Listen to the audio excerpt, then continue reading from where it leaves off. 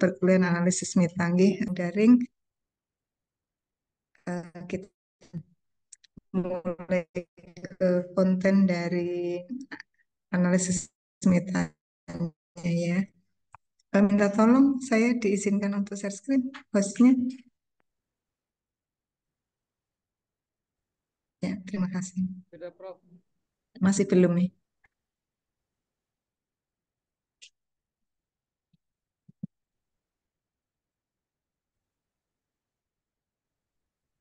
Ya, alhamdulillah sudah.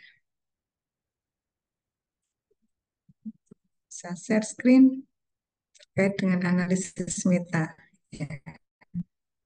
Suara cukup jelas? Jelas, Prof. Jelas, Prof. Oke, alhamdulillah kita sedapatnya karena ini materi untuk pertemuan sekitar 2 atau 3 pertemuan. Nah, nanti sedapatnya insya Allah pekan depan dilanjutkan Mas Rizky, kita gantian ya, dilanjutkan oleh Pak Rizky ya. Eh, Pengenalan analisis meta dulu, nah, kemudian nanti cara melakukan analisis meta termasuk dengan langkah-langkah dan contoh kasus gitu ya. Nah, kemudian nanti kita kenalkan mungkin pekan depan ya kalau sudah nyampe eh, efek size. Nah, sebenarnya ketika kita mengetahui pola analisis meta itu ada data, kemudian dari ada data itu kita lihat ada 4 tipe eh, ukuran tendensi sentral, pre-post, kemudian ada kontras, jadi perbandingan 2 kelompok sama korelasi. Nah, kita pilih salah satu itu. Nah, tidak boleh campur ya. Jadi pokoknya setiap kalau sudah memilih satu, tidak boleh memilih 4 gitu ya. Bukan apa Rasulullah mengizinkan tapi untuk yang lain, bukan untuk yang ini. Mas Habib senyum-senyum ya. Gitu. Nah, jadi kata kuncinya monggo nanti setia sama satu jenis saja efek size ya. Kenapa saya tekankan demikian? Nah, kemarin itu nemu jurnal penulisnya adalah mahasiswa UNY, terbitnya itu di Malang. Nah, analisis metanya itu dicampur itunya, efek size-nya antara rata, kemudian prepost, kemudian eh, korelasi dicampur. Terbitnya jurnal Sinta 2 yang hampir Sinta 1. Nah, itu kan nggak enak. Nah, padahal eh, sudah di UNJ kan dikira nanti kita yang ngajarin gitu ya. Ternyata setelah saya cek, ya murid saya juga, berarti pemahamannya kan ada yang keliru. Nah, kemudian untuk bukunya, nah monggo nanti semua di sini. Ah, next, next. Nah, sebelum ke buku, nah ada berbagai alasan melakukan analisis meta ya. Hubungannya anduk ya, anduknya banyak ya. Nanti handuk itu melibatkan artikel-artikel. Nah, dari satu hasil artikel, nanti kita bisa dari itu bisa kita simpulkan. Jadi misalkan gini, di sebelah kiri ada banyak gulungan anduk itu ya.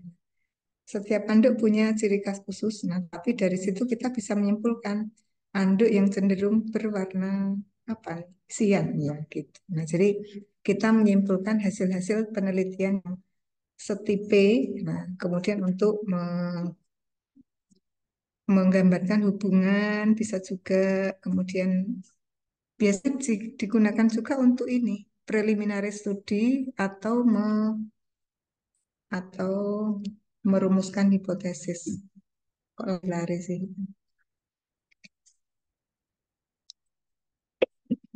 Sebagai contoh gini, ada Mas apa yang dari IPA, siapa yang dari IPA? Ada dari IPA, oh ya, Mbak siapa Mbak? Mbak Beta dari IPA. Nah, kemudian Mbak Beta ingin menggunakan pembelajaran berbasis masalah di kelas atau menerapkan pembelajaran berbasis masalah. Nah, Mbak Beta perlu melakukan preliminary riset dulu, kira-kira, nah dengan dengan menggunakan pembelajaran berbasis masalah itu, nanti capaian atau prestasi belajar siswa berapa? Apakah lebih dari 70? Nah, atau berapa? Nah, kita ajukan hipotesis 70-nya kalau selama ini 70-nya diperoleh dari KKM yang ditentukan oleh pemerintah. Nah, bisa saja nanti kita melihat lebih dari 70-nya, 70-nya ditentukan dari analisis meta, semacam itu. Nah, jadi kita mengajukan hipotesis. Nah, kemudian kita juga bisa memprediksi hubungan antar variabel. Ada risetnya kakak kelas meneliti hubungan antar variabel itu dengan hubungan antara kemandirian belajar terhadap prestasi belajar bahasa Inggris. Nah, ternyata hubungannya 0, sekitar 0,3 dan positif. Dari situ kita bisa memprediksi kekuatan hubungan antara kemandirian belajar terhadap prestasi. Nah, ternyata 0,09 gitu ya, pemanfaatan analisis meta. Kemudian ya sebenarnya banyak hal ya yang bisa di apa ya, yang bisa dipahami dalam tanda kutip analisis meta ini. Nah, analisis meta itu kadang-kadang kita anggap sebagai salah satu proses penyelesaian ketika kita menggunakan metode ilmiah dalam kehidupan sehari-hari. Nah, kalau waktu SMP kita belajar di metode ilmiah itu mulai merumuskan masalah, mengumpulkan informasi, nah, kemudian ada hipotesisnya. Hipotesis ini selaku jawaban sementara gitu ya. Nah, jawaban sementaranya kita peroleh dari analisis meta. Sebagai contoh, nah tadi hubungan antara kemandirian terhadap prestasi itu ternyata 0,3. Nah, kemudian nanti baru setelah setelah ada uji coba berdasarkan ya jawaban sementara tadi kita buat kesimpulan gitu ya. Nah, kemudian sebenarnya analisis meta ini lebih memanfaatkan riset-riset yang telah ada ya. Kalau selama ini riset kalau sudah dirak ya sudah gitu ya. Tetapi kita bisa menggunakannya lebih baik lagi. Nah, malah kalau zamannya sekarang Mas Menteri Mas Nadiem Makarim, riset itu harus hilirisasi, tidak sekedar analisis, tidak sekedar riset fundamental. Kayaknya riset fundamental semakin ke sini mau dikurangi, diarahkan ke riset yang ada wujudnya atau benar-benar memberikan solusi gitu atas masalah di masyarakat. Nah, sebagai contoh, nah, kalau keluar itu panas banget ya. Biar nggak panas harus apa? Nah, risetnya itu sampai ke terapannya seperti itu. Nah, ini bukunya sudah punya semua ya, sudah ngunduh nih. Ampun, Nanti Prof. sebenarnya ada buku-buku lain yang sudah kami share juga. Sudah nih. Eh, Analisis meta itu sebenarnya kata kuncinya di sini ya. Namanya ini dikenal sebagai forest plot ya. Bu, kok diagram hutan kok cuma batang-batang gitu. Nah, banyaknya batang itu dianggap hutannya gitu ya. Kemudian nokta di tengah itu nanti efek size-nya. Ada macam-macam nanti efek size. Nah, kalau selama ini riset itu bisa menggunakan data primer, data sekunder. Kalau data sekunder itu sekarang mulai populer lagi. Nah, dulu tidak populer, tapi sekarang mulai populer lagi. Salah satunya dengan analisis meta. Meskipun nanti mas-mas mbak-mbak selain analisis meta bisa SLR gitu ya, masuk di dalamnya bibliometrik. Nah, kemudian analisis data sekunder, nah termasuk teman-teman PEP itu kan nanti juga bisa menggunakan data sekunder ini. Kita analisis ulang atau membuat review juga boleh. Nah, jadi ada banyak alternatif yang bisa dilakukan. Nah, kita fokus ke analisis meta. Kalau analisis meta itu pada dasarnya adalah memayungi riset-riset yang ada. Sebagai contoh, nah di gambar sebelah kanan itu ada banyak bulatan-bulatan itu riset-riset mandiri. Nah, dari riset mandiri itu kita payungi sehingga kita memperoleh kesimpulan yang lebih akurat. Kemudian yang di dalam payung itu merupakan penelitian-penelitian dengan tema yang mirip. Nah, kemudian nanti dari tema-tema yang mirip itu digabung dalam tanda kutip. Nah, menggabungnya ini menggunakan effect size. Nah, tadi sudah dijelaskan di awal, effect size ada 4 kategori, rata dan keluarganya ya, ada banyak nanti. Rata dan keluarganya, prepos, nah selisih rata-rata. Selisih rata-rata itu misalnya Jogja, Jakarta, itu diselisih rata-ratakan. Kemudian korelasi. Nanti dari keempat efek size itu kita diminta hanya memilih salah satu. Tidak bisa memilih eh, ketiga atau keempatnya. Nah, kalau memilih ketiga atau keempatnya semua menjadi satu saya nanti jadi apa namanya salah konsep ya. Malah justru Anda bisa menulis salah satu aja, bisa satu artikel punya 4 data, bisa menjadi 4 jenis ya. Sebagai contoh nanti ada risetnya Banu. Nah, pada analisis meta ini beliau mengumpulkan data itu dapat beberapa berapa ini beberapa set data. Jadi ada yang rata, ada prepos disisih-sisihkan, nah, malah di 3 artikel seperti itu. Jadi tidak hanya satu. Gitu. Kemudian eh, arah dari analisis meta ini kita membuat generalisasi. Jadi misalnya riset-riset di Indonesia itu nanti terdiri atas riset-riset skripsi yang kecil-kecil. Kemudian nanti arahnya adalah kita menggambar forest plot yang tadi, yang diagram hutan tadi. Nah, insya Allah nanti nggak usah khawatir menggambarnya dibantu oleh software ya. Bu mau bikin sendiri, boleh ya. Nanti kita kasih tahu caranya. Nah, apa bedanya eh, telah sistematik, nah, systematic review dengan eh, analisis meta? Nah, kalau systematic review, nanti kita fokusnya itu adalah menggunakan artikel-artikel itu dan diposisikan sebagai fenomena atau diposisikan sebagai data kualitatif gitu.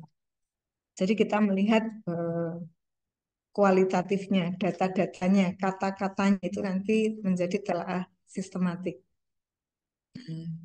Kemudian kalau di analisis meta itu berbeda. Nah, kalau di analisis meta itu kita menggunakan pendekatan kuantitatif gitu ya. Nah, kita meringkas dari ringkasan itu kemudian kita gunakan atau kita buat generalisasi untuk membuat eh, membuat topik yang lebih luas yang bisa digunakan salah satu di antaranya untuk em, tadi membuat hipotesis, membuat kebijakan, eh, kemudian membuat kemarin sarannya dari Bu Prof. Farida itu eh, harus pakai analisis meta dong gitu.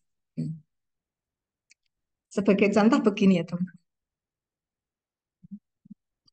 Kalau dari riset-riset yang ada, capaian pembelajaran matematika siswa itu tidak sampai 70 misalnya gitu. Dari hasil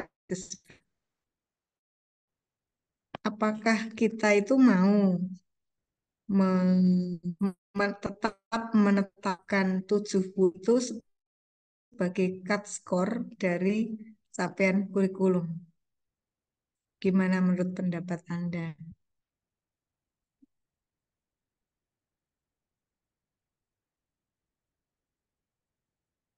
Tadi kan dari analisis meta, misalnya kita gunakan rata-rata, kita peroleh ternyata rata-rata prestasi siswa itu sampai 70 itu hasil analisis meta. Nah, selama ini kita menggunakan KKM berapa Mas? 75 ya, 70 atau 75. Nah, Berarti gimana? Kebijakannya harus diapakan? Monggo didiskusikan dulu. Yang di rumah boleh dengan sebelahnya, yang di rumah dengan siapa ya ini diskusinya dengan ayang bebek. Ya. Monggo silakan Mbak diskusi dulu semenit 2 menit. Ya. Berdua-berdua. Ya.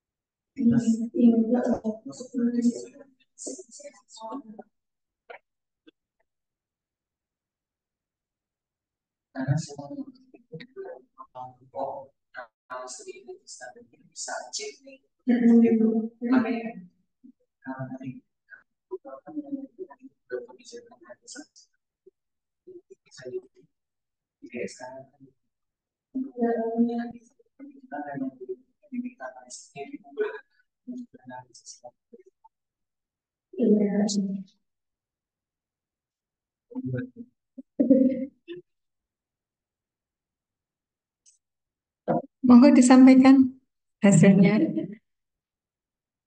Yang di itu dulu, yang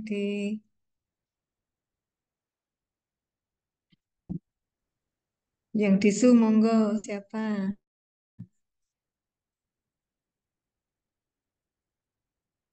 Mas Eko, yuk Mas Eko.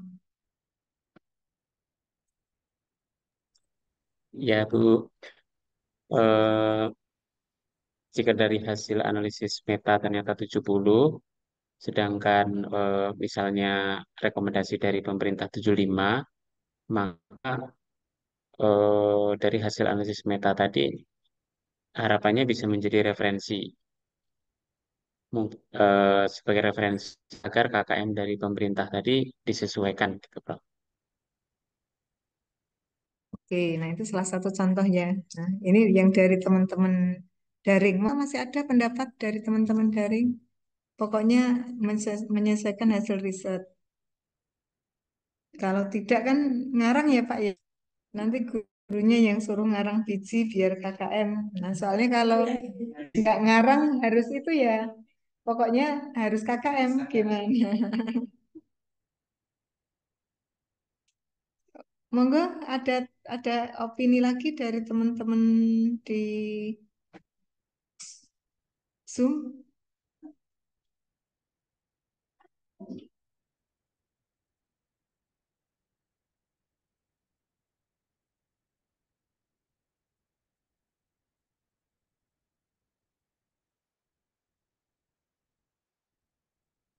Udah nggak ada ya. Monggo teman Oke, yang di ampun. Mbak Nuryani mau menyampaikan. Monggo Mbak Aduh, Nur. Prof sudah insya Allah sepakat dengan Pak Eko. Jadi ya sebagai referensi Ya, saja. ya. Oke. Oke, monggo yang dari teman-teman di luar sana tapi pakai Zoom juga ya ini terakhir. Monggo Mbak atau Mas, ada 4 orang silahkan. Oke. Izin Prof, mungkin. Oh Mas Amran, monggo Mas Amran. Ya, terima kasih Prof. Jadi apa namanya untuk kira-kira apa tindak lanjut dari kasus seperti ini kalau misalkan kita sudah mendapatkan hasil dari analis meta itu kita dapatkan 70 kemudian dari pemerintah 75 yang Oh nggak nyambung ya Mas, nge-lag ya Mas. gimana Prof? Jelas di saya, kalau di saya lancar, Prof. Mungkin dari Ya. Iya, jelas. Dari Tempat saya kami. juga. Gimana Prof? Bisa dilanjut? Oh, bisa lanjut monggo. Iya. Jadi apa namanya? eh, Selain tadi yang disampaikan apa namanya berupa usulan ya untuk ke Pak Eko tadi, ya bisa juga dalam artian sebagai ini lebih ke arah rekomendasi, Prof ya, lebih ke arah rekomendasi bahwa perlu kalau misalkan tindak lanjut untuk kasus seperti ini, rekomendasi untuk pemerintah mungkin ada yang perlu diperbaiki. Tentunya karena kan analis meta ini kan sebenarnya berangkat dari data-data sekunder penelitian, jadi perlu kita lakukan lagi rekomendasi yang disertai dengan penelitian-penelitian kemudian Prof yang dilakukan kalau ada kasus seperti ini. Mungkin itu saja Prof kalau saya. Terima kasih. Terima kasih. Nah, perlunya sepenguatan gitu ya Mas Amran. Iya. Gitu, terima kasih. Monggo yang dari teman-teman Lureng silahkan. Siapa juru bicaranya? Ya, Izin Prof, ya silakan. ya eh, kalau menurut pendapat saya, jika dari Diana hasil, ya. ya Prof, kalau jika dari hasil Nah, meta analisis kita itu 70, kemudian kalau dari pemerintah itu 75, eh, itu mungkin eh, perlu ada apa ya semacam eh, sinkronisasi.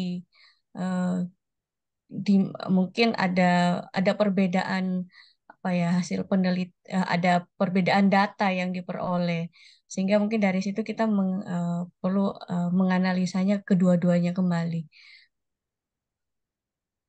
sehingga oke, terima kasih Diana. ya Nah, ya, terima kasih Prof. menganalisis ulang. Oke, Ya, oke, lanjut ke monggo Mbak atau Mas yang dari teman-teman Luring.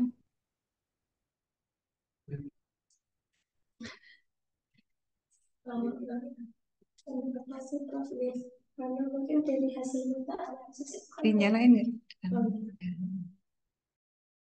kumpulan dari beberapa artikel di seluruh dunia mungkin perlu juga eh, sinkronisasi tadi seperti yang disampaikan oleh Mbak Diana, sinkronisasi antara bunyi CPR seperti apa Prof. Takutnya nanti antara standar yang digunakan oleh di beberapa negara dan karakteristik eh, siswa ada di beberapa daerah itu juga berbeda dengan yang ada di Indonesia.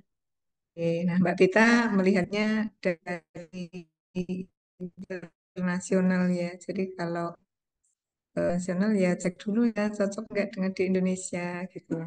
Atau mungkin ya dari pendapat teman-teman semua saling melengkapi, alhamdulillah. Nah, intinya, nah, riset meta ya atau analisis meta perlu dilakukan, ya. Tetapi kita juga perlu mengecek sumber datanya dan juga mungkin saran dari Mbak Beta dan Mbak Diana tadi mengecek justifikasi ulang ataupun untuk saran dari Mbak Beta eh, perlu memilih artikel yang dari Indonesia saja ya kalau kebijakannya untuk Indonesia gitu ya. Nanti kalau kebijakannya di dunia diterapkan di Indonesia ya susah juga gitu. Begitu ya intinya ya.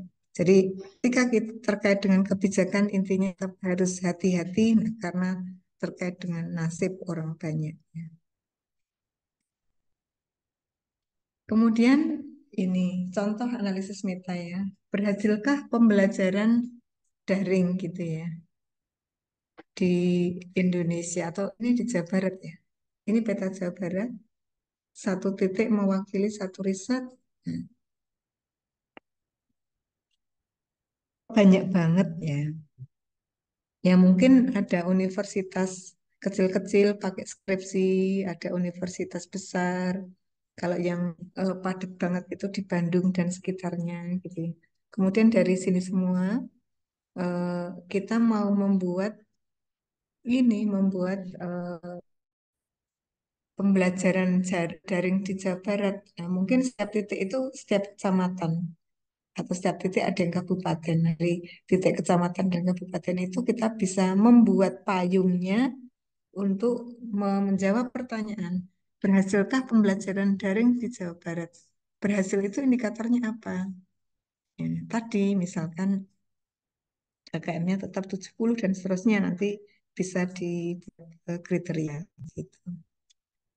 Nah, ini juga contoh eh, bagaimana ini ya pemanfaatan teknologi pembelajaran untuk meningkatkan prestasi siswa di Indonesia.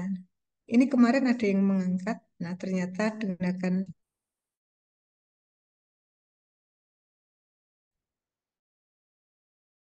prestasi menjadi lebih baik.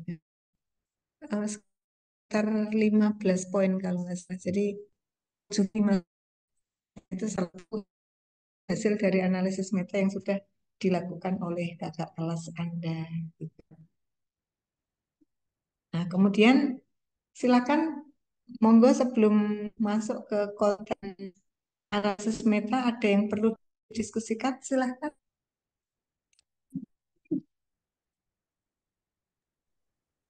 Yang bertanya, Prof. Ada pertanyaan? Monggo Mbak Mutmainah, silakan. Oke, baik. Terima kasih, Prof, atas kesempatan diberikan. Mohon izin, Prof, apa suara saya terdengar jelas, Prof? Jelas sekali ya. Oke, Alhamdulillah. baik, Prof. Baik, sebelumnya, Prof, terima kasih atas kesempatan diberikan. Mengingat yang saya pahami hari ini, Prof, pertemuannya adalah membangun konsep dulu berkaitan dengan meta-analisis. Analisis meta. Jadi tadi Prof sudah sempat memberikan gambaran apa yang menjadi karakteristik utama dari analisis meta. Dan tadi juga sempat dibandingkan dengan sistematik literatur review yang dijelaskan di awal, Prof. Nah, mungkin saya pada sesi ini, Prof, ingin mungkin memberikan salah satu lampiran, Prof, karena saya merasa Prof mungkin masih butuh penjelasan untuk membedakan antara uh, meta-analisis sendiri dengan perbedaannya dengan sistematik literatur review, Prof. Nah, sudah saya cantumkan, Prof, linknya. Mohon mohon pandangannya, Prof, karena tadi Prof sempat menyatakan bahwa untuk analisis meta itu merupakan suatu wadah bagi peneliti untuk memayungi penelitian-penelitian sifatnya kuantitatif. Kebetulan juga sudah pernah ikut pelatihannya, Prof, dan sempat dibahas di sana. Dan memang kuncinya yang saya pahami pun saat ini dari penjelasan Prof sama. Namun saya tadi terfokus, Prof, di terkait dengan sistematik literatur review, Prof, yang tadi ada kata kunci kualitatifnya, Prof. eh, berdasarkan contoh artikel yang saya cantumkan, Prof, di kolom chat. Mohon arahannya, Prof, karena di dalam lampiran artikel itu ada beberapa penyajian angka-angka. Eh, Mohon penjelasannya lebih lanjut, Prof, terkait dengan definisi kualitatifnya. Mungkin itu, Prof. Terima kasih, Prof.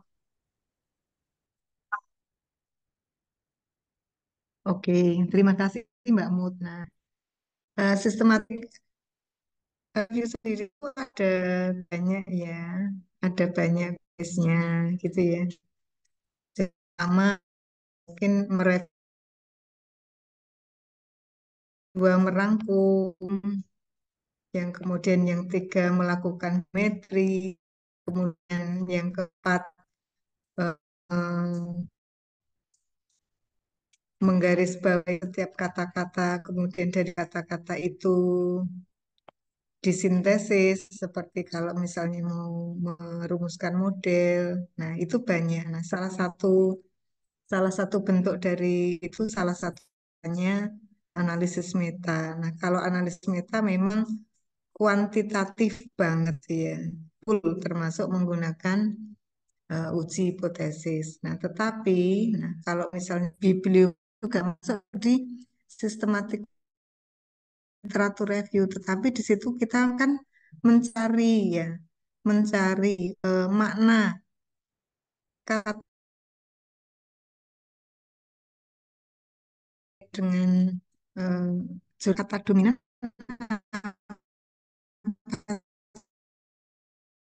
saja kan kita bikin cloud. Nah, jadi kan minnya. Nah, kemudian sekian persen nah, atau do X itu yang selama ini radanya problem based learning orang Eropa Barat. Nah, seperti itu kan kita lebih mengedepankan meaningnya gitu ya. Nah, dan di sini posisi kuantitatif itu lebih ke menyokong. Nah, itu sistematik kita memang mengedepankan lebih mengedepankan meaningnya itu menggunakan eh, data kuat. Ketika kita menggunakan apa analisis meta, nah kalau analisis meta sudah benar-benar menggunakan ini uji hipotesis seperti itu. Sementara di sistem literatur meskipun sekarang sistematik literatur review yang menggunakan hipotesis. Jadi berapa persen toh banyaknya artikel di Eropa sama di Amerika itu lebih banyak mana? Nah, itu pakai varians dan seterusnya. Itu perkembangan teori terbaru tapi masuk di sistematik literatur juga. Tapi gini Mbak, nggak usah bingung. Nah, di tempat kami itu di Jogja ada namanya wilayah Bantul itu kan kabupaten. Nah, di kabupaten itu di dalamnya ada kecamatan Bantul, ada kecamatan Banguntapan, kecamatan Bangsal, ada dusun yang namanya Bantul itu juga ya.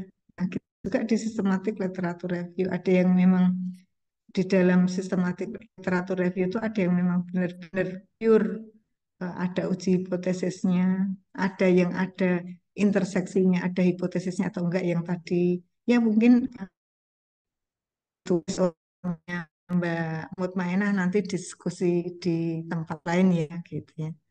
Nah, terus ada juga yang memang benar-benar Siap, Prof. review, eh, literatur review yang benar-benar kualitatif. Nah, tidak usah galau. Nah, banyak sekali sekarang itu ilmu berkembang. Tinggal mau ngikut yang mana.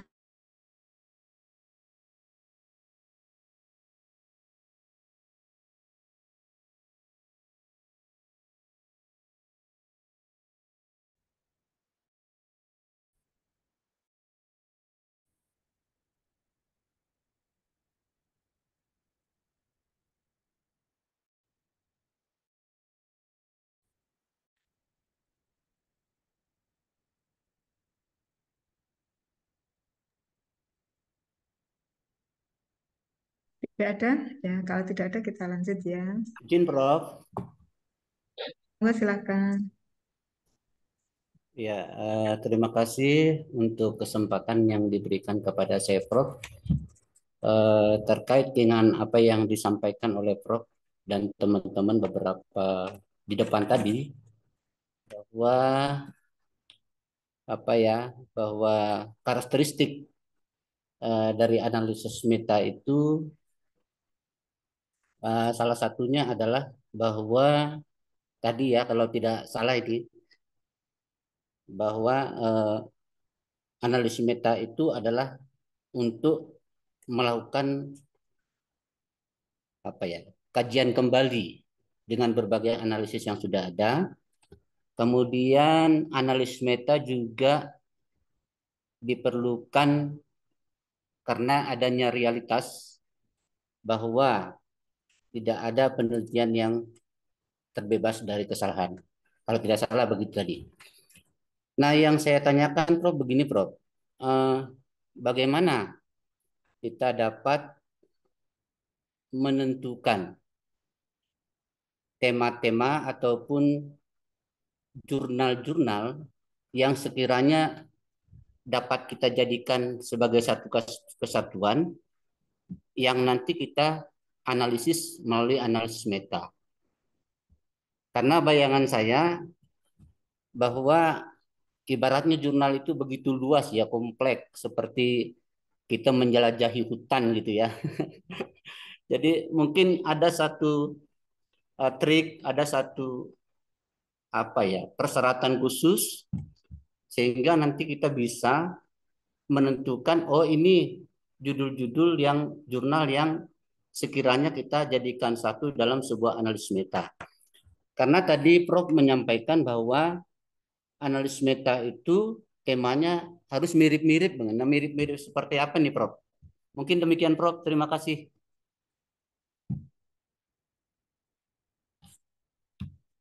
Terima kasih Pak atas pertanyaannya. Tapi nanti sabar ya, itu akan ada penjelasan di akhir ya. Dipikir kok sabar ya.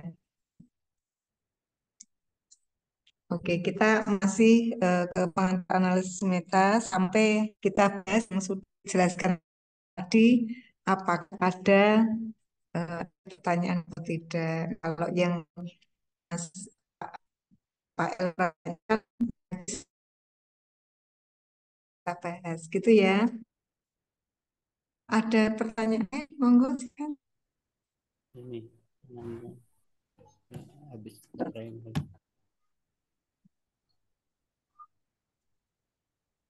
Izin bertanya, Prof. Nih, Mas Petrus, monggo Mas Radi. Ya, terima kasih, Prof. Tadi saya tangkap bahwa untuk melakukan analisis meta, kita mengambil data-data dari hasil-hasil penelitian sebelumnya.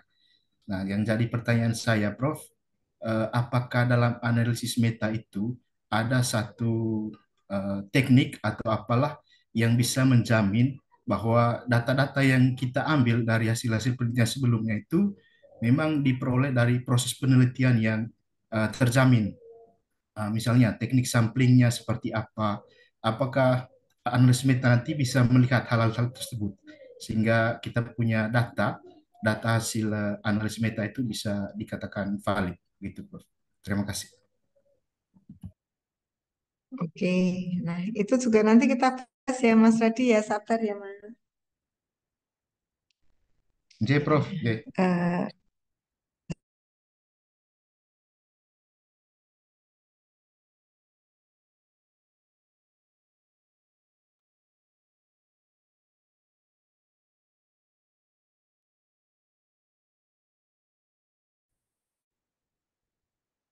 eh, nanti terkait dengan analisis meta itu ada beberapa istilah. Yang mungkin istilah yang pertama penelitian yang memetakan sebagai artefak. Artefak insya Allah. Kemudian yang digabung pada analisis itu disebut sebagai efek size-nya itu merupakan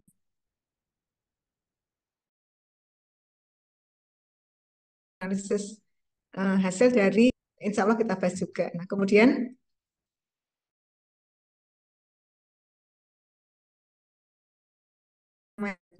jadi risetnya kan banyak, dari banyak itu digabung. Nah, hasil gabungannya itu disebut sebagai agregat tergabung. Jadi nanti pasti kita ngomong artefak, efek size, agregat. Nah, kemudian nanti temannya efek size itu SE ya. Efek size itu sering disebut sebagai ES. Kemudian temannya ES itu namanya SE, standard error.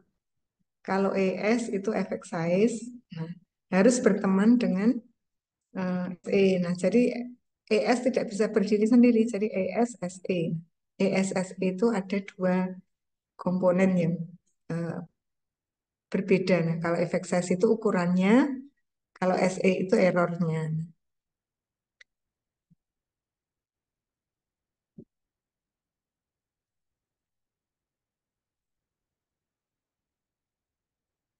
Kok apa?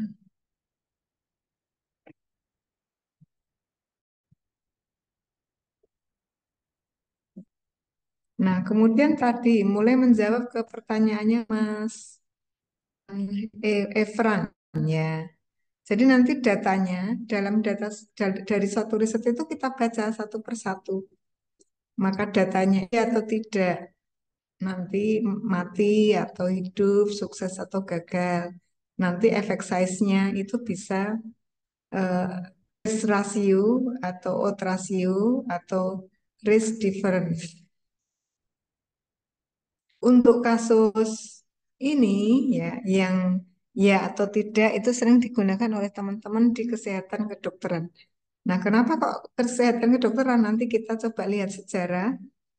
Ternyata histori dari analisis meta itu ya sangat terkait dengan kesehatan, terutama awal-awalnya itu kesehatan mental gitu ya. Kemudian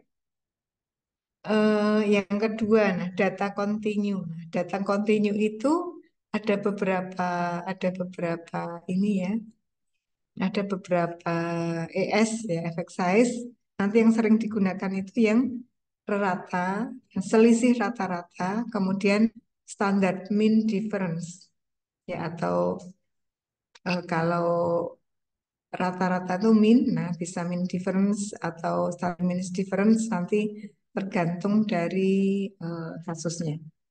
Kemudian juga waktu kambuh. Nah, ini yang poin ketiga itu survival time itu biasanya ini mohon maaf banget ya, karena tadi eh, namanya analisis meta itu masuk di biostat ya, yang terkait dengan kehidupan-kehidupan, survival time, waktu kambuh, waktu sembuh, itu juga dihitung, bisa juga nanti dengan skala ordinal gitu ya.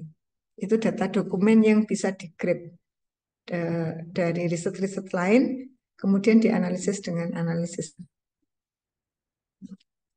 Nah, ini sejarahnya. Ya, sejak itu ya, awal abad ke-20, ini saya minum obat ya, jadi mohon maaf jadi apa efeknya ngantuk. Padahal nggak minum obat ya ngantuk ya. Ya, coba tak minum lagi. Bismillahirrahmanirrahim.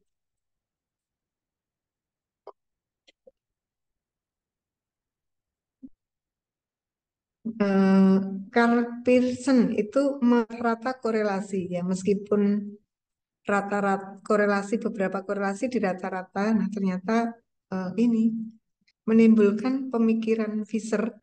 Nah, gimana kalau melibatkan tidak hanya korelasi di rata-rata, tetapi ada beberapa uji statistik kemudian diagregasikan. Itu Fisher. Fisher itu penemu uji F itu ya. Jadi Anava Ankova gitu ya kan pakai F, uji F. F-nya itu Fisher. Ini gambarnya yang pakai dasi di bawah itu. Ya. Terus beliau juga menemukan rumus itu eh, sampling itu Fisher juga. Terus menemukan rumus banyak, beliau banyak rumus statistiknya dari Fisher itu. Kemudian 152, nah sebentar, 152 kan ada 144 itu kan Perang Dunia Kedua ya. Sehingga Indonesia merdeka itu kan salah satu dampak dari Perang Dunia Kedua. Pas Perang Dunia Kedua itu banyak sekali korban, termasuk korban masih hidup tetapi apa ya, cacat. Nah, kemudian setelah balik ke Amerika itu kan ada semacam kegiatan psikoterapi bagi veteran perang. Kemudian nanti ada semacam layanan atau semacam bantuan. Jadi misalkan gini, awalnya jadi tentara, terus cacat kan nggak bisa jadi tentara lagi. Nah, sementara hidup kan harus jalan terus. Nah, makanya ada semacam pembinaan sehingga nanti dilatih untuk punya keterampilan yang lain. Salah satu di antaranya bisa bertani, nelayan, dan seterusnya. Nah, itu salah satu produk dari psikoterapi yang itu.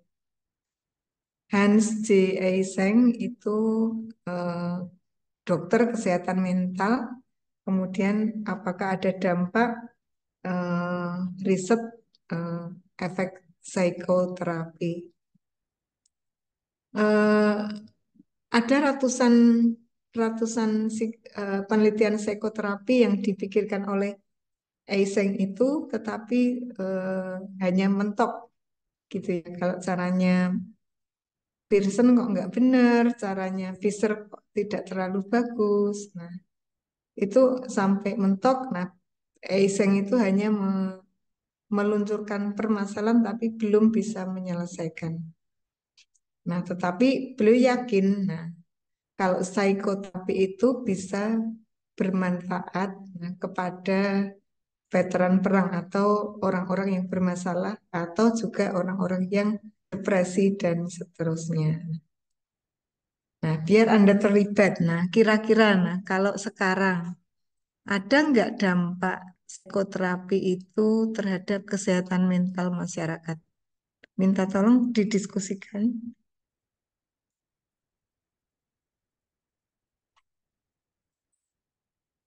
Ya, Mbak Beta boleh ke sana atau ada colokannya.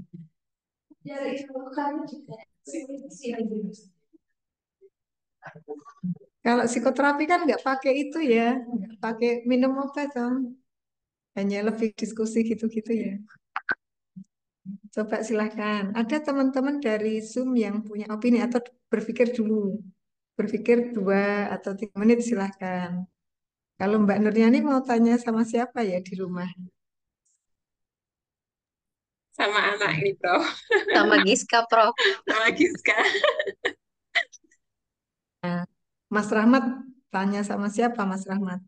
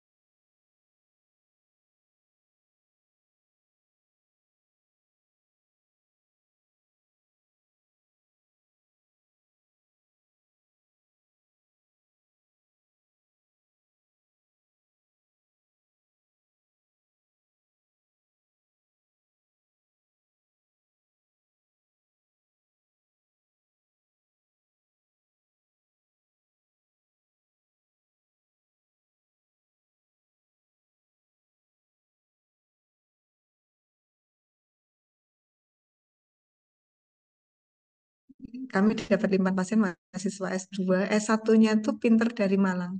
Pinter banget dari Malang. Begitu sampai Jogja itu kayak nggak ada apa-apa. Dia merasa nggak ada apa-apa. Jadi ngomong kalah, ya intinya awalnya S1-nya merasa juara ketika ke Jogja ternyata ngedrop gitu. Nah akhirnya apa? datanglah ke ya sini ya, BK ya, layanan bimbingan konseling. Terus akhirnya dilimpahkan kepada kami. Ya, ketika dibantu itu juga bisa ini, bisa ketemu pembimbing dan lain-lain. Setelah ujian proposal kok ngilang lagi. Ya, muncul ya. Jadi ternyata setelah kita coba elaborasi gitu, teman-temannya sudah jadi proposalnya dia belum jadi. Tetapi saya tanya teman dekatnya, aktivitasnya itu ketika temennya sudah mulai mengerjakan tuh dia malah enak-enak gitu. Ada apa itu konser apa di stadion itu lihat. Jadi polanya itu santai, tetapi pengen hasilnya tuh maksimal. Nah, gitu. Ya, high expectation without ya, without effort ya, seperti itu. Nah, itu satu kasusnya. Kemudian ada kasus lain. Nah, ini anaknya memang pinter. Nah, terus dia itu ada masalah dengan bapaknya di rumah gitu. Ya entah, olah pokoknya intinya bapaknya di rumah. Nggak tahu masalah apa. Terus kita tuh hanya mancing masalahmu apa. Nah, dia tuh udah ngalir tak tak tak tak tak tak gitu. Nah, terus kira-kira kalau misalnya biar kamu menyelesaikan ini, kamu ada ide apa? Tak tak tak tak tak tak. Kita analisis satu persatu. Kalau ini kelemahannya apa? Ini. Kalau ini kelebihannya apa? Ini. Nah, kira-kira kamu bisa enggak dari yang kamu tuliskan itu, kamu mau melangkah gimana? Oh iya Bu, saya mau gini, gini, gini. Udah selesai masalah. Jadi kita tuh hanya semacam apa ya, fasilitator, fasilitator. Nggak ngomong apa-apa, cuma 3 atau 4 kalimat. Dia terus langsung nulis itu di kertas atau di papan tulis. Jadi itu hanya kita memancing, menemani gitu. Termasuk juga banyak masalah mbak-mbak, mas-mas. Nah, saya bantu apa kemarin ya juga bantu di psikologi layanan bimbingan konseling. Tadi saya tangan kedua. Tangan pertama itu Bu Yulia dan teman-temannya. Terus nanti ada beberapa yang dilempar ke kami. Nah, itu misalnya, nah eh, ini hati-hati juga teman-teman ya. Nah, banyak kasus mas-mas mbak-mbak itu pada kuliah. Nah, ternyata pasangannya itu tidak bisa LDRan. Nah, jadinya, nah mereka juga cari pasangan sendiri. Nah, banyak kasus, ini banyak kasus.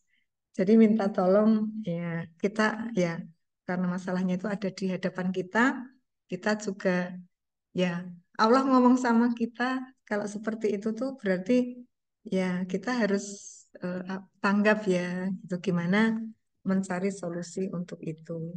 Ya, seperti itu. Nah, kemudian ada lagi juga masalah ini biasanya ibu-ibu sama bapak-bapak. Eh, Bapaknya ini apa misalnya wira swasta, temennya S1 ya. Sementara nyonyanya dosen.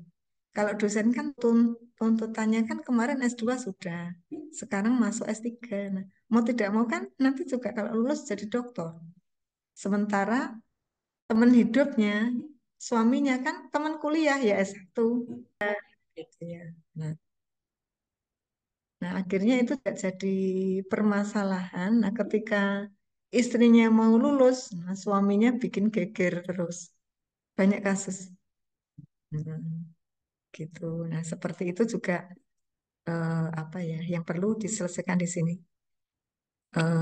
Banyak yang ke layanan dan konseling juga yang menyelesaikan permasalahan itu. Nah, sekarang pertanyaannya, nah, kira-kira ada efek enggak?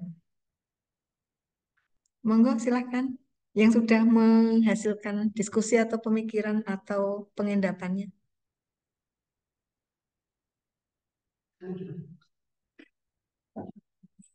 Izin, Prof. Ya silahkan Mbak. Mohon izin memastikan dulu pertanyaannya. Eh, jadi tadi Prof menanyakan apakah masih ada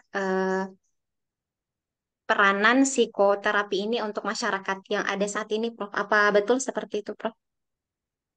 Betul. Apakah psikoterapi itu punya efek? Nah, kita masih bicara di tahun 152 ini ya. Nah, Iya. kalau sekarang kita ngomong adakah dampak psikoterapi untuk menyehatkan masyarakat atau untuk menyehatkan ya kesehatan mental lah gitu. Oke, baik, Prof. Izin menyampaikan pendapat. Kalau saya pribadi, Prof, menyatakan bahwa ada pengaruh, alasannya menyatakan demikian karena dasar eh, data secara empirisnya ini sudah berdasarkan slide-nya, Prof, bahwa sudah ada beberapa tokoh yang pernah mengkaji, salah satunya tadi dimulai diinisiasi oleh Pak Hans J. Eysenck yang mencoba untuk merangkum 20 tahun riset efek psikoterapi, Prof, kemudian dilanjutkan oleh Gene Viglas yang juga menindaklanjuti. Eh, saya juga tadi sempat mengecek, Prof, beberapa kata kunci yang mungkin juga relevan untuk saat ini. Eh, karena saat ini kan juga sosial media cukup sangat ini ya, Prof, menjadi salah satu kebutuhan masyarakat era sekarang, dan kadang kita mendengar istilah mental health atau kesehatan mental. Nah, kalau tadi saya cari-cari kata kesehatan mental, Prof, itu banyak digandengkan dengan kata psikoterapi, sehingga saya menyatakan bahwa itu memiliki dampak, Prof, psikoterapi ini terhadap kesehatan mental itu sendiri. Mungkin itu, Prof. Terima kasih. Oke, nah jadi memang ada pengaruh ya, gitu ya Mbak ya. Iya, Prof. Oke, nggih. Terima kasih Mbak Mutmainah, matur nuwun sangat. Em, ada yang lain silahkan, silahkan. Monggo.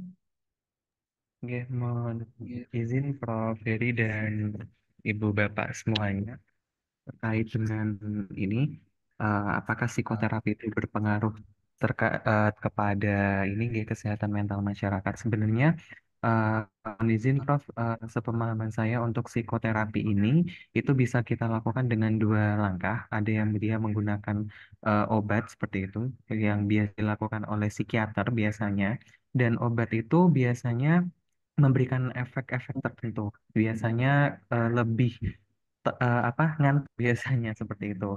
Mungkin ada beberapa di antara apa namanya di antara para ini ya penyintas kesehatan mental seperti namanya mungkin BPD atau mungkin apa namanya gangguan yang lain seperti itu ada yang dalam tanda kutip no-fly seperti itu.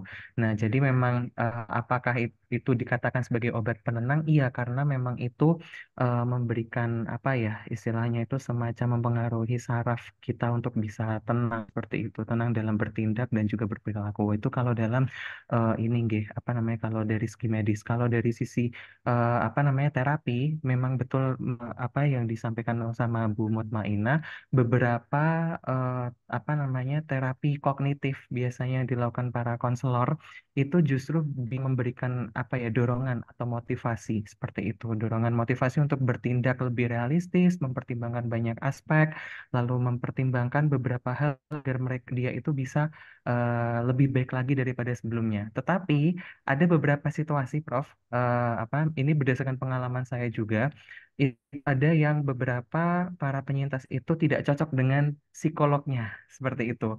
Bahkan beberapa di antaranya merasa, makanya seperti penyintas BPD atau gangguan kepribadian ambang itu sepengetahuan saya itu memiliki kecenderungan untuk cocok-cocokan seperti itu cocok-cocokan sehingga itu yang akan mempengaruhi apakah psikoterapinya itu berjalan dengan baik atau justru malah memperparah kondisinya seperti itu. Itu mungkin tambahan dari saya, Prof. Kurang lebihnya mohon maaf. Matur nuwun. Terima kasih Mas Asif ya. Jadi eh, apakah berefek atau enggak banyak faktornya ya, gitu ya intinya ya Mas Asif. Yang ada obat, ada enggak. Nah, ada psikoterapi hanya kognitif, ada yang pakai macam-macam, ada yang pakai fisik juga Mas. Jadi kasus anak SD yang tidak bisa konsentrasi itu ternyata energinya banyak. Nah, akhirnya sama lapisnya itu energinya dihabiskan dulu, kemudian anak tersebut baru bisa duduk. Nah, setelah duduk bisa belajar dengan baik. Sehingga saran kepada orang tuanya itu ikut ekstra yang menghabiskan tenaga banyak. Nah, seperti berenang, main bola, apa itu eh, roller, roller, roller, seperti roller itu yang muter-muter pakai sepatu roda itu, nah, atlet sepatu roda, roller blade ya.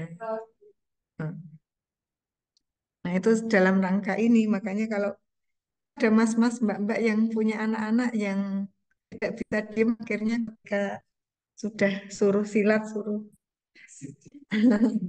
itu terus mau ya, mau belajar. Nah, itu termasuk anak saya juga. Anak saya tuh apa, gak, yang cowok itu kan disabuk tuh cepet, tapi akhirnya malah nggak tak bolehin sekolah silat. Karena itu tenaganya gede gitu loh, Mbak. Jadi nanti kalau sakit kasihan temennya. Nah, terus akhirnya Mas itu nggak cocok sama temennya karena dia agak introvert ternyata. Terus ternyata cocoknya itu sepeda itu. Hmm. Jadi dari apa silat, sepak bola, sepatu roda yang cocok sepatu roda menguras tenaganya. Setelah tenaganya habis baru ini. Nah itu saran dari psikolog juga ya. Nah jadi itu ya. Kita juga nggak belum bisa membedakan antara psikoterapi sama psikologi. Mungkin kalau psikolog lebih ke kognitif ya.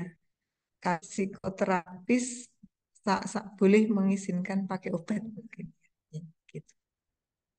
Seperti itu. Nah, eh, ini kalau 1952 Hans Eysenck itu belum bisa membuat keputusan. Hanya beliau itu mempertanyakan apa ya istilahnya konjektur ya.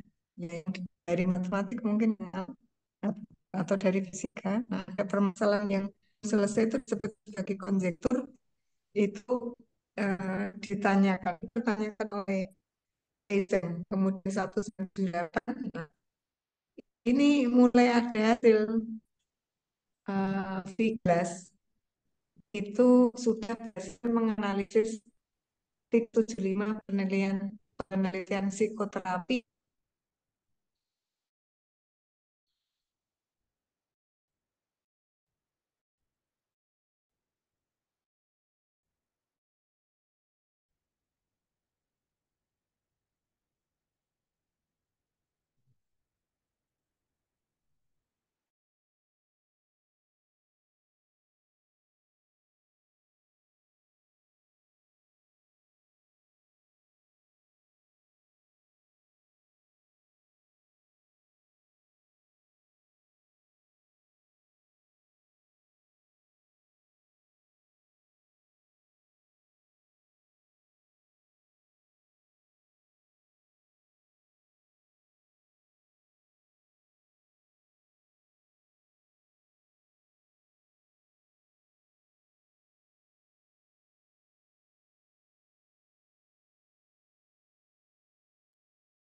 Sepertinya di kampus ini ya teman-teman.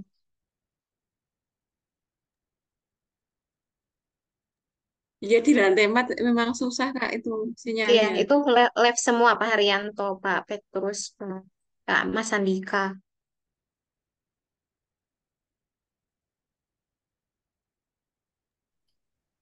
Hilang ya Mbak ya.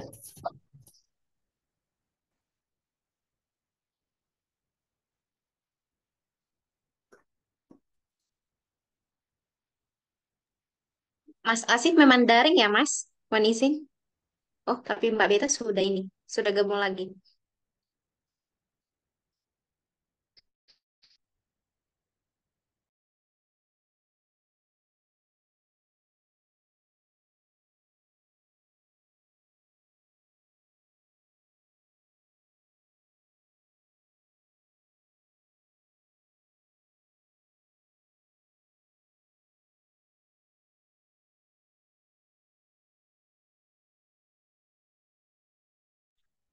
Mohon maaf teman-teman, nah saya ngilang. Nah ini pakai jaringan sendiri Telkomsel. Nah, pakai YSU ternyata kurang berhasil ya. Eh, saya tadi sampai share screen ya, saya share screen lagi. Yang sudah ikut pelatihan mohon maaf ya, powerpoint sama. Ya, tidak usah ambil kuliah juga nggak apa-apa, langsung Langsung nyusun artikel ya, Bro. langsung bikin artikel. Harus review kembali, Prof. Nggak bisa kalau langsung minta nyusun.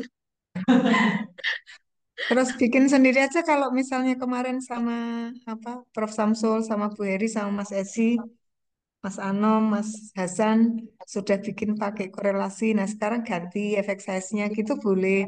Bu ngumpulin dua boleh banget ya. Ya semuanya pada koridor sesuai dengan topik judul disertasi kok ya. Tidak ada yang rugi insya Allah.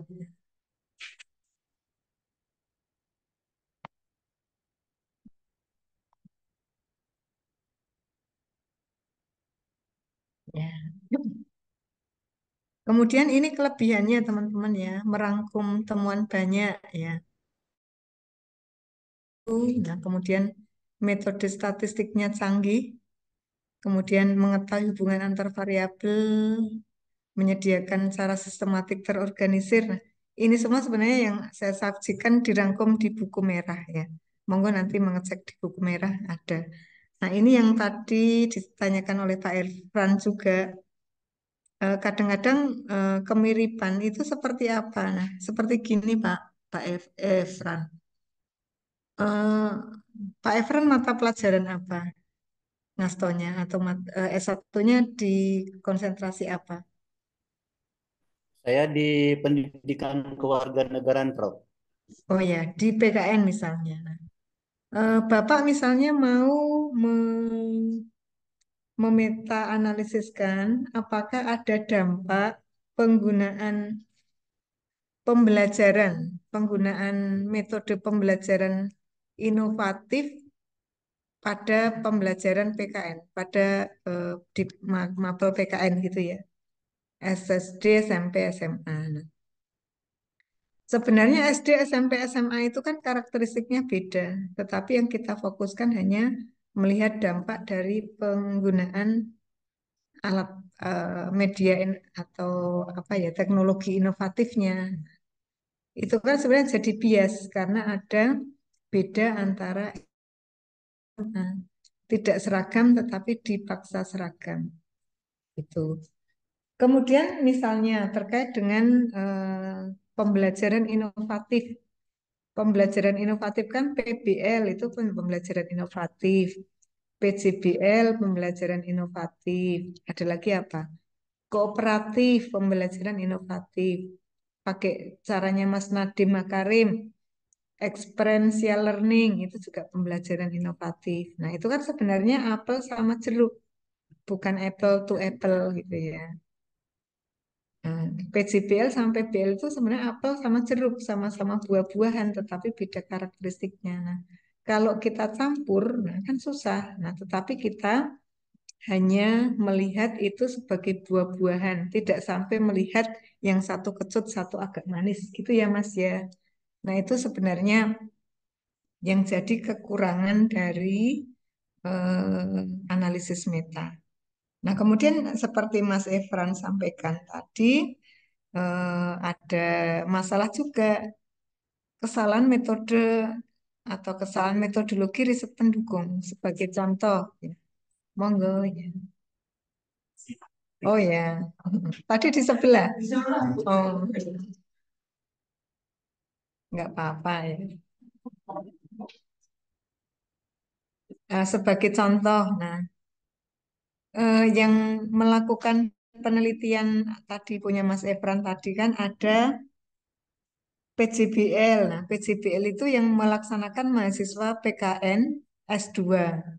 Project based learning karena berbau dengan profil pelajar Pancasila itu dilaksanakan oleh mahasiswa S3. Sementara pembelajaran kooperatif itu dilakukan oleh mahasiswa S1. Nah, kira-kira ada beda nggak itu kesalahan metodologinya mahasiswa S1, S2, S3? Beda ya Mas Efran ya. Kedalamannya juga Tidak, Prof. beda ya. Nah, validitas, reliabilitas ini mungkin ya. Nah, jadi seperti itu kesalahan metodologi bisa saja terkandung pada riset-riset yang dimetakan. Makanya ketika kita memilih artikel mana yang bisa digunakan untuk dimetakan, kadang-kadang kita menjadikan metodologi ini sebagai saringan. Contoh, nah saya hanya memetakan riset-riset yang eh, instrumennya itu ada bukti validitas dan reliabilitas. Seperti itu. Saya hanya memetakan riset yang mencantumkan kesalahan analisis alfa dan beta sebesar sekian. Itu juga boleh. Sebagai salah satu quality control dari metodologi yang ini yang eh, diharapkan dihindari tadi. Kalau misalnya ini juga salah satu strategi ketika teman-teman mau mensubmit artikelnya di Scopus, nanti pesennya artikel-artikel yang dimetakan itu lebih baik artikel-artikel yang dari jurnal terindeks Scopus.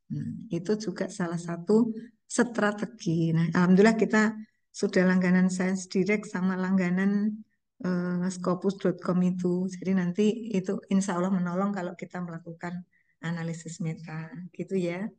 Gitu Mas Elfran, jawaban Mas Elfran. Ya. Baik, Prof. Terima kasih, Prof. Sami-sami ya. Nah, kemudian masih ada waktu. Nah, kita masih punya waktu berapa? 20 menit ya. Kita ke efek size ya. Jadi nanti efek size itu ada 4 poin ini yang tidak boleh campur tadi ya. Tendensi sentral itu termasuk rata-rata logit. Itu masuk di situ. Kemudian ada juga tadi waktu kambuh itu masuk di sentral tendensi ini. Nah, kemudian prepos itu yang digunakan untuk desain eksperimen. Yang comparison group itu biasanya pakai uji banding ya. Jawa Tengah, Jogja, Kudus sama sebelahnya Kudus itu mana? Semarang, ya Jepara. Ya. Katanya banjir Kudus, Mas. Oh, Demak. Oh. Itu rob atau rob ya? Robnya sudah sampai situ ya. Ke Semarang itu lama-lama mungkin ya Mas, ditinggiin terus ya Mas. Ya. Nanti lama-lama kayak Jakarta ya. Kalau Jakarta itu sampai ini. Nah, kalau mungkin misalnya bulan Juni, Juli, kemudian Anda ke Puspendik. Nah, Puspendik itu sekarang menjadi Pusmenjar itu. Kan ngelewatin eh, apa jalan tol, terus di bawahnya itu kan ada sungai. Itu benar-benar bisa kecipak-kecipak gitu. Itu padahal bulan Juni, Juli. Terus udah gitu airnya itu campur dengan air penduduk dari rumah-rumah itu. Jadi baunya, bau. Nah, itu jadi apa ya? Ya harus hati-hati ya di tempat kita ya. Takutnya ya benar-benar ini. Jadi banjir di Jakarta itu bukan sekedar masalah air dari atas, tapi juga air dari bawah juga ya. Terus ada pernah itu jalan itu jemblong gitu Mas. Ya karena kan ini kan, ini jalan. Nah ini kan gerusnya kan ini, ini. Di atas nggak kelihatan, tapi di sini kan udah gerus gitu. Terus tiba-tiba jemblong. Nah, jadi itu contoh apa ya? Ya harus hati-hati intinya kita. Kita kan negara kepulauan. Balik lagi ke laptop. Nah, eh, kemudian hubungan antar variabel ini tandanya korelasi. Tapi nanti ketika ada hitungannya, itu tidak harus korelasi saja. Ada Q kuadrat itu bisa jadi korelasi, diubah menjadi korelasi. Ada uji T itu bisa menjadi korelasi. Nah, seperti itu ya. Semua rumusnya ada di buku. Nanti kita pegang salah satu, kalau sudah memegang salah satu jenis effect size, yang lain itu mirip caranya. Gitu. Gampang kok analisis meta. Gitu. Nah, kemudian memilih penelitian yang relevan. Tadi pertanyaannya Mas siapa ya? Ya. Mas Dani ya tadi yang tanya ya. Mas Dani atau siapa? Eh, Pertama, fitur penelitiannya apa? Nanti kita bahas. Respondennya mau SMP, SD, SMP, fitur penelitiannya bisa artikel, jurnal, artikelnya bisa dari Google Scholar, Triindex Scopus, nanti seperti membuat bibliometri gitu. Kemudian variabel kuncinya, eh, mau apa, critical thinking skills, atau pengaruh titik-titik terhadap titik-titik, atau eh, korelasi. Nah, variabel kunci itu nanti terkait dengan effect size. Kemudian desain penelitiannya gimana? Apakah kita hanya memilih yang pre-post atau memilih yang kelompoknya seperti apa? Nah, itu kita yang tentukan. Nah, yang kita sampaikan di sini itu salah satu cara untuk menjamin ya kualitas yang dipilih itu yang baik. Kemudian rentang waktu penelitian. Bisa 10 tahun terakhir, bisa juga semuanya. Itu tergantung dari ketersediaan. Yang namanya kita memayungi ya, yang di bawah payung itu apa gitu ya.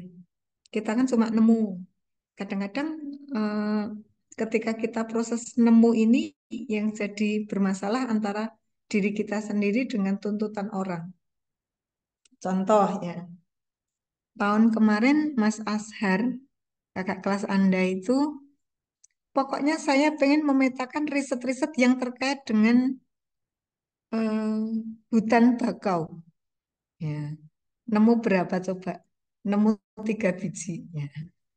Kalau nemu 3 biji kan nggak perlu dimetakan gitu. Nah, terus akhirnya beliau ganti, Bu saya ganti. Nah, akhirnya ganti eh, metode pembelajaran biologi atau apa gitu ya. Dapat 300. Dapat 300 setelah dibaca-baca yang cocok 55. Jadi seperti itu. Jadi kita kita tidak boleh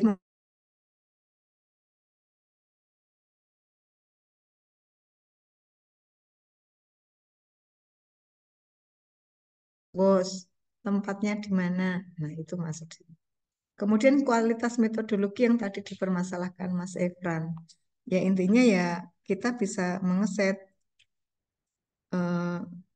masih punya mahasiswa S2 misalnya kalau boleh seperti itu. Ada kemarin mahasiswa mana S3 PIP juga itu memetakan skripsi-skripsi yang ada di UNY. Jadi ada 300 skripsi tentang kosakata literasi anak pendidikan TK ya, anak PAUD. Nah, dari 300 sekian itu yang bisa dimetakan 72, tapi kesulitan publish karena eh, itu apa? Bukan Scopus toh. Jadi dari skripsi iya, belum dipublikasikan. Skripsi nggak dipublikasikan, terus setiap kita cari apa? Cari publisher gitu. Nah, artikel Anda yang dimetakan adalah riset yang unpublished gitu. Itu salah satu kelemahan. Nah, di sini di kualitas metodologi. Yang aman nanti Mas-mas dan Mbak-mbak cari yang Scopus saja.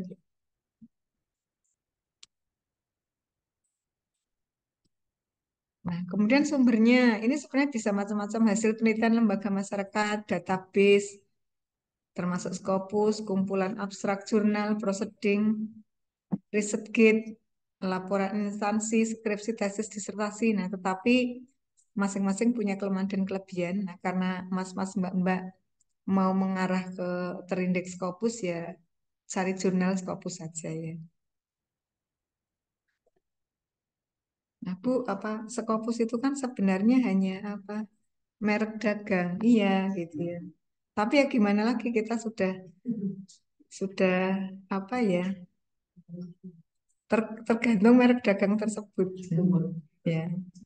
Ya, itu ternyata ini ya teman-teman. Eh, Kebetulan saya dari prodi S2 itu dipindah tugas. Tahun kemarin saya prodi S2, S2 PEP. Nah, tahun ini dipindah, diminta ngurusi jurnal dan selalu berkomunikasi dengan Elsevier. Nah, ternyata mereka itu berkolaborasi dengan pemeringkatan perguruan tinggi yang WUR itu loh. Nah, sehingga WUR itu memakai Scopus itu sebagai indikator kinerja utama. Nah, sehingga ketika diturunkan menjadi indikator kinerja utama eh, Mas Menteri ya tetap pakai Scopus. Makanya kenapa bos sekarang nggak disebut-sebut kan? Jadi apa-apa termasuk ke guru besar sekarang pakai Scopus gitu. Nah, jadi yang pertama saya garis bawahi itu adalah mereka bikin sistem eh, yang bagus itu yang Trinex Scopus. Nah, terus mereka menggandeng. Nah, jadi ternyata permainan. Kemudian itu dari sisi perguruan tinggi. Terus mereka ke bawah. Nah, ke bawah itu ke dosen-dosen. Sebentar lagi, nah UGM itu akan ada profil dosen. Jadi dosen itu kelemahannya di mana, dia ngapain aja itu dianalisis dengan produknya Scopus. Kemarin saya ketemu Johan Jang itu, kemudian beliau itu menceritakan apa, Mbak, sini tak kasih tahu gitu. Nah, terus menceritakan eh, kami ada produk baru loh, nah, namanya Skyfall. UGM sudah langganan 1,3 M. Terus dari langganan itu, nah kamu tak tunjukkan ya Mbak apa manfaatnya. Nah, terus aku pakai data kamu ya gitu. Terus pakai data saya. Heri Retnawati UNY. Nah, udah diklik. Nah, saya tuh ngapain aja selama 3 tahun itu kelihatan. Misalnya, saya tuh berkolaborasi dengan si ini. Saya menjadi editor jurnal ini. Saya apa menulis sama siapa. Gitu tuh kelihatan dari profilnya itu. Nah, itu yang nanti akan digunakan oleh UGM untuk menganalisis anak buahnya. Nah, UNY belum beli jadi tenang. Jadi So, seperti itu. Nah, itu juga menurut saya ya, yang menganalisis UGM untuk kepentingan macam-macam ternyata belinya juga ke Scopus. Basis datanya Scopus. Nah, jadi Scopusnya digunakan untuk pemeringkatan perguruan tinggi ya sudah, kita ya tergantung merek dagang itu. Tapi ya mau gimana lagi ya, gitu. Kita sudah terjerat ya. Seperti naik motor kan, naik mobil ya. Kita kayaknya kalau nggak naik motor, nggak naik mobil sudah nggak hidup deh. Disuruh jalan dari apa FBS ke sini aja tuh, ibu jauh. Padahal waktu kecil kita larinya berapa? Keliling lapangan berapa kalinya. Jadi ya semacam itulah kita sudah tergantung sama merek dagang ya. Gini, jadi yang kita bahas tadi masih di flowchart atas sendiri, menyusun database yang menggunakan data Scopus tadi. Nah, kemudian kita menghitung efek size, kita mau menggunakan yang mana. Nah, nanti ketika mencari kata kunci, nah sama Mas Rizky, pekan depan insya Allah ya, monggo nanti memilih kata kunci kemudian mencari ya, mencari database-nya itu untuk disusun, diambil semua dulu. Jadi monggo misalnya terkait dengan critical thinking skills. Nah, diambil semua dulu. Nah, kemudian dari critical thinking skill yang diambil semua dulu nanti diklasifikasi. Ada yang rata, ada yang korelasi, ada yang pretest post-test gitu. Nanti semua di-grab dulu. Jadi nanti diklasifikasi, baru kita mau memilih data yang paling banyak yang mana, baru yang kita tulis jadi artikel. Makanya Mas Janu tadi, nah karena memperoleh dari 1.000, nah dari 1.000 itu ternyata setelah diklasifikasi bisa 3, makanya satu mata kuliah ini bisa menghasilkan 3. Tapi saya nggak menuntut Anda bikin 3 loh ya. Nah, Anda bikin satu saja. Kalau Mas Janu itu bikin satu yang untuk mata kuliah, yang dua untuk sama orang lain gitu. Tapi ya bagian dari produk mata kuliah ini. Nah, kemudian nanti kita hitung efek size-nya. Nah, kemudian nanti ada dua jenis analisis berdasarkan uji heterogenitasnya. Jadi nanti ada fixed effect model sama random effect. Nah, kalau fixed effect itu kesimpulannya itu hanya pada data yang dipayungi tadi. Tetapi kalau random effect pada data yang dibuat generalisasi. Misalnya kalau tadi gambar pemanfaatan teknologi informasi di Indonesia, nah berarti kalau random effect ya Indonesia. Tetapi kalau fixed effect itu hanya pada data-data yang dimetakan. Tetapi pada prosesnya nggak masalah kok mau fixed effect atau random effect, tidak mempengaruhi hasil. Jujur aja kalau kita memenuhi asumsi sehingga kita bisa menggunakan random, ya oke pakai random aja. Tapi karena ternyata tidak memenuhi uji asumsi heterogenitas, uji Q kuadratnya, ya sudah kita tetap pakai fixed effect gitu. Kemudian nanti kalau memungkinkan analisis variabel moderator. Misalkan tadi kayak Mas Janu ada 1000, ternyata dari rata-rata itu dapat 120. 120 artikel yang dimetakan itu 60-nya dari Asia, 60-nya dari Eropa. Nah, ada beda nggak antara hasil Eropa dengan Asia? Nah, Eropa dengan Asia itu nanti jadi variabel moderator. Variabel moderatornya yakni benua. Gitu. Bisa juga nanti ada laki-laki dan perempuan kalau memungkinkan. Ada nanti yang tahun ya, tahunnya sebelum pandemi sama setelah pandemi bisa juga. Jadi banyak hal yang bisa jadi variabel moderator. Nah, kemudian nanti ada publikasi bias. Publikasi bias itu hanya membuat ini hanya meyakinkan bahwa data kita itu normal gitu ya. Nah, kemudian gambarnya itu ada kiri ada kanan. Nah, kemudian habis itu pelaporan seperti itu ya. Nah, kemudian kita habiskan ya untuk pengenalan ini. Nah, nanti ada forest plot di sebelah kanan itu gambar hutan ya. Kaki-kakinya, nah itu yang kiri itu batas bawah, yang kanan batas atas. Kotaknya itu rata-rata.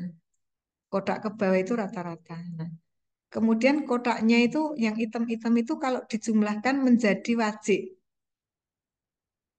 Menjadi wajik atau pil ya. Nah, jadi gem atau pil ya. Kotak-kotaknya itu dijumlahkan, luasannya itu nanti menjadi wajik. Seperti itu. Jadi monggo tadi janjinya mau bikin sendiri bisa ya. Nah, tantangannya kalau mau bikin gambar sendiri itu kita batas bawah, batas atas itu bisa membuat. Tetapi yang susah adalah gimana mendistribusikan agregat atau apa wajik itu ke dalam beberapa artikel yang studi 1 sampai studi 9 kasus ini. Ini gampang cuma 9 studi lah kalau 12 kalau 120 nah, gitu. Nah, itu yang tantangannya. Jadi monggo opsional nah boleh membuat forest plot sendiri, boleh dibantu software gitu ya. Ada kemarin yang ngotot mau bikin sendiri. Ya. Kalau itu Mbak, ngomong sama anak S1 itu Mbak, jadi saya bisa Bu. Oh ya, bisa. Nah, kalau misalnya sudah judek kan, nah dia, oh ya bisa nggak bisa ya udah dibantu software kan kita ngomong. Nah, kalau sama anak-anak muda kan, kalau ngomong nggak bisa kan nanti dikira kita ngalang-ngalangi. Ya. Gitu. Jadi kita berpikir positif dulu. Jadi kotaknya itu agregat atau agregasi, nah gabungan. Nah, kemudian kalau membaca gimana? Nah, di sini studi 1 garis tengah yang simetri itu di atas sekitar 510 ya. 510. Nah, ini TOEFL ya, teman. Ini data dari Bu Suwarsih Madya. 510. Jadi rata-rata atau agregat itu sekitar 507 ini karena di bawah 510 ya. 507. Rata-ratanya 507. Nah, berarti studi 1 itu lebih gitu ya. Studi 2 kurang, studi 3 kurang, studi 4 lebih dan seterusnya. Kemudian agregatnya, hasil akhirnya, rata TOEFL siswa di Indonesia itu ternyata 507. Tapi ini jangan khawatir. Nah, Bu, kok tinggi banget rata TOEFL 507? Itu anak itu, SMA internasional itu loh. Apa dulu kan RSBI? RSBI. Ya. Tapi kalau sekarang lebih keren lagi. Nah, kemarin kami ke SMA 5 Jogja, hanya ngetes beberapa, itu udah 550 sekian. Ada yang hampir 600, ada yang 580. Jadi tergantung anaknya ya. Anda jangan kalah. Nah, Anda berapa skor TOEFL-nya? Nah, ini data skor TOEFL ya. Ya, tes lagi ya. Tapi kalau tes belajar dulu ya, jangan sekarang tes terus fail ya, nggak mencapai 500. Besok tes lagi ya 500 juga ya. Jadi itu dulu ya. Oke ya. Sebelum menyusun database, nah insya Allah nanti dengan Mas Rizky akan ke menyusun database ini.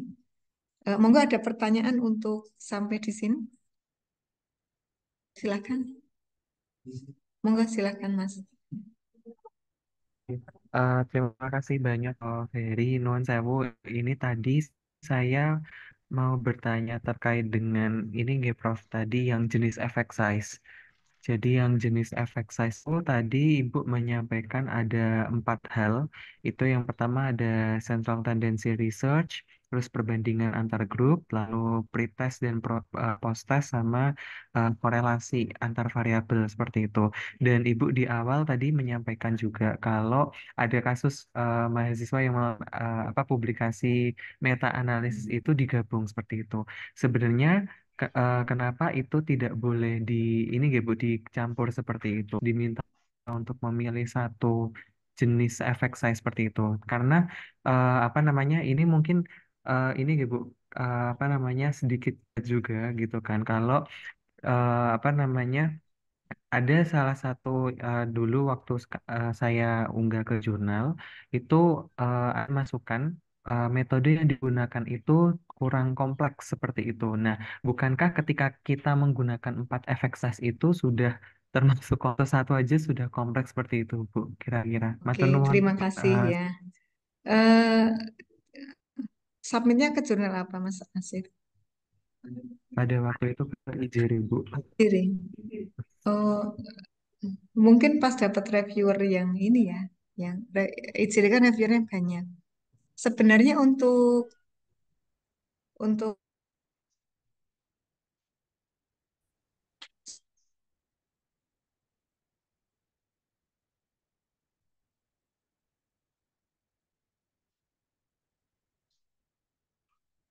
moderator nanti itu yang dikatakan sebagai kurang kompleks gitu. Mungkin nanti kalau dari yang ada itu kemudian ditambahi eh, antar pulau, antar kontinen, terus antar tahun sebelum pandemi dan setelah pandemi, ada beda enggak laki-laki dan perempuan, itu yang mungkin menjadikannya lebih kompleks gitu ya.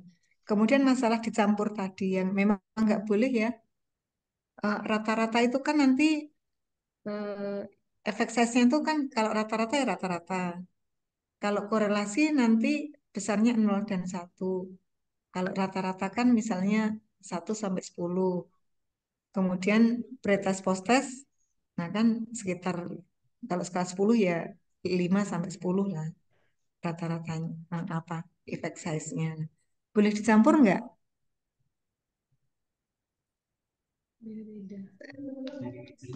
Ya, yang satu hubungan antara misalnya hubungan antara motivasi terhadap keterampilan berpikir kritis, kan korelasi R ya. Nah, kemudian yang satu artikel lagi itu pengaruh pembelajaran titik-titik terhadap pretest-postes berpikir kritis. Yang satu rata-rata berpikir kritis setelah menggunakan metode titik-titik. Bisa nggak digabung bilangannya? Nggak make sense kan? Nggak make sense. Beda ya. Tetapi kalau misalnya yang satu eh, korelasi antara antara eh,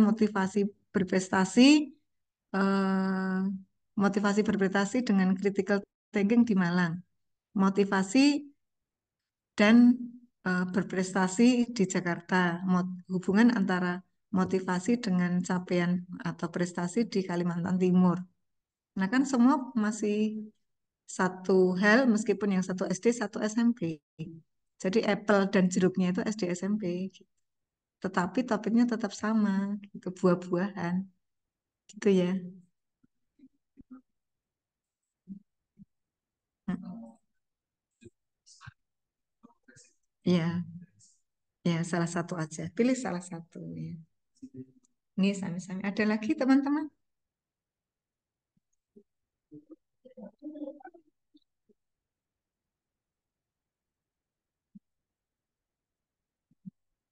Oh ya, Mbak Mutmainah tanya berapa jumlah minimal artikel. Nah, sebenarnya semakin banyak semakin bagus. Saya pernah membaca analisis meta yang diterbitkan di Jurnal Informatics di Eropa itu memakai 1.500 artikel. Ya. Tetapi kalau di IJR ya 30 bolehlah gitu ya. Kalau saya ya 50 enggak apa-apa monggo. Ya. Tapi intinya ya semakin banyak semakin bagus. Kadang-kadang satu artikel aja N-nya kan sudah banyak. Nah, kadang-kadang kita nggak menuntut harus berapa gitu ya. Tetapi kalau cuma membaca 20 dimetakan kok belum pantas. Nah, jadi kalau kita kan nggak ngumpulin data, hanya nemu data. Nah, kalau misalnya yang monggo sebanyak-banyaknya bisa ditambahkan tidak apa-apa. Gitu Mbak Mut. Terima kasih, Prof. Oke, terima kasih Bapak Ibu Mas Mbak atas pertanyaannya. Nah, tidak terasa waktu sudah cukup ya kita.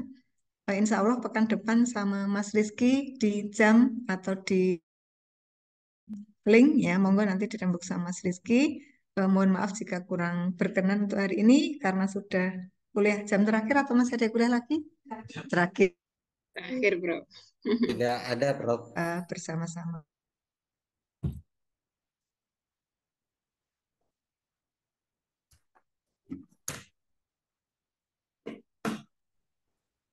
Warahmatullahi wabarakatuh. Kang gini. Ya, amin. Izin, Prof.